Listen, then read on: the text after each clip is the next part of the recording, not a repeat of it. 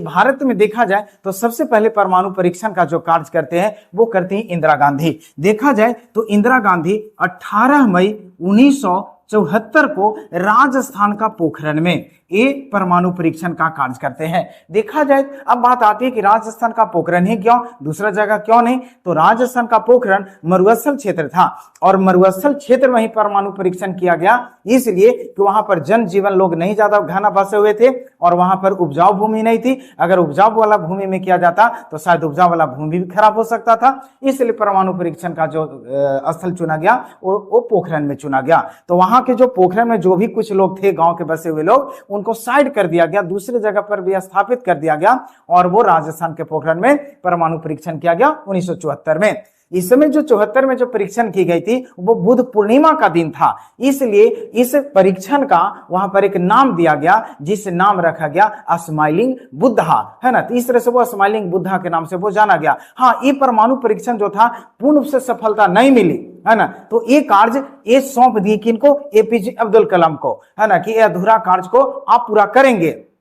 लेकिन भाग्य देखिए ये 1984 में डेथ कर जाती हैं और जब डेथ कर गए तो फिर समय बदला, लंबा समय चला और लंबा समय चला तो उस समय भारत में अटल बिहारी वाजपेयी का दौर आता है। तो अटल बिहारी वाजपेयी दिल का राजा आदमी, साहित्यकार आदमी और ये दिमाग का राजा आदमी, दोनों जब मिल गए तो एक फिर निर्णय हुआ कि भाई एक परमाणु परीक्षण हो जाए फिर से, क्योंकि इंदिरा गांधी भी बोली थी बात को, है ना। तो इस तरह से चूंकि चाइना उस समय तेज बन रहा था कि 1962 में हमला किया था, 64 में नेहरू की मृत्यु हुई थी और वही सब कारण को लेकर के इंदिरा गांधी को वो लगा हुआ था कि परमाणु संपन्न होना बहुत जरूरी है, इसलिए वो एपीजे अब्दुल कलाम को सौंपी थी। अब क्या हुआ तो अटल बिहारी वाजपेयी और एपीजे अब्दुल कलाम मिल करके एक प्लानिंग बनाते हैं और ये बनाते हैं कितना तारीख को? 11 मई और 13 मई, 11 मई और 13 मई 1998 की बात है, ठीक है ना।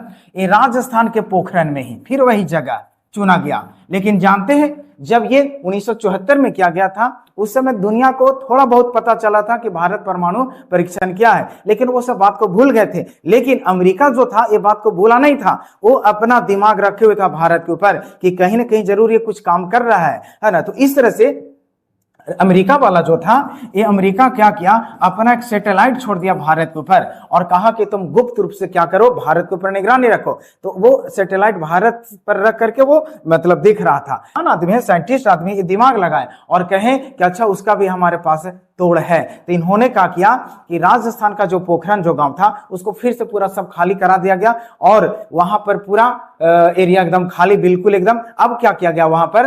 अब कोई नहीं रहेगा आदमी, दिन में कोई कार्य नहीं करते थे, है ना, सारा कार्य रात में होती थी। और इन्होंने दिमाग लगाया, कहा कि परमाणु परीक्षण जो होगी ऊपर धरातल पर नहीं होगी, चूंकि अमेरिका वाला देख रहा है, इसलिए क्या किया इन्होंने गड्ढा को खुदाई करवाया। तो रात में भी जो गड्ढा खुदाई होती थी ना, ये बहुत कम लाइट में खुदाई करवाते थे, है ना, ताकि दुनिया को पता ना चले, अमेरिका को पता ना चले, है ना। इसलिए अंधेरी रातों में खुदाई करवा करके और पूरा वहां पर परमाणु को प्लांट किया गया, परमाणु बम को प्लांट किया गया। और जब परमाणु बम को जब प्लांट किया जा रहा था तो उसके चारों तरफ जो सॉफ्ट जो होता है किनारा, जो जगह जो बचता है, उसके चारों तरफ प्याज भर दिया गया। क्योंकि आपको जानकारी हो, जो परमाणु जब बम फटते हैं तो उसको में अल्फा बीटा गामा 3 किरण निकलते हैं, जिसमें सबसे खतरनाक जो किरण होता है वो किरण होता है गामा। गामा किरण इतना खतरनाक है कि मनुष्य के बॉडी में प्रवेश करके उसके टिश्यू को नष्ट कर देता है। इसलिए ऐसा इन्होंने दिमाग लगाया कि जो परमाणु बम परीक्षण किया जाएगा इसका कहीं बैड इफेक्ट मानव के ऊपर ना पड़े। बगल में पाकिस्तान है, झोलाइए जाएगा रे बाबा,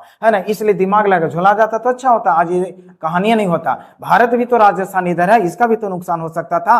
इसलिए इन्होंने दिमाग लगाया और वही प्याज चारों तरफ, उस बम के चारों तरफ प्लांट, मतलब ये जो प्लांट किए थे उसके चारों तरफ प्याज भरा गया। उधर पंजाब से, हरियाणा से, मध्य प्रदेश से, पुणे से पूरा ट्रक का ट्रक प्याज ला करके भरा गया, है ना। दुनिया वाले को पता भी नहीं चला कि क्या हो रहा है। भारत में भी लोग कुछ को पता नहीं चला कि क्या हो रहा है, किसी को पता नहीं था कि कहां क्या होने वाला है। ये हालांकि बहुत डर रहे थे, है ना। तो ये बोले कि आप डरिए मत, हम हैं, सब संपन्न होगा सही तरीके से, है ना। और इस तरह से 11 मई और 13 मई 1998 को ये पूरा दुनिया वालों को बता दिए कि भारत एक परमाणु संपन्न राष्ट्र हो चुका है। अब कोई डरने की बात नहीं है ना। तो ये जो परमाणु जो संपन्न जो हुआ था इसको बोला गया था ऑपरेशन शक्ति, है ना। इस तरह से ये भारत एक परमाणु संपन्न राष्ट्र बन करके पूरा दुनिया में अपना जग जाहिर कर दिया कि भारत भी एक कमजोर राष्ट्र नहीं, शक्तिशाली राष्ट्र बन गया।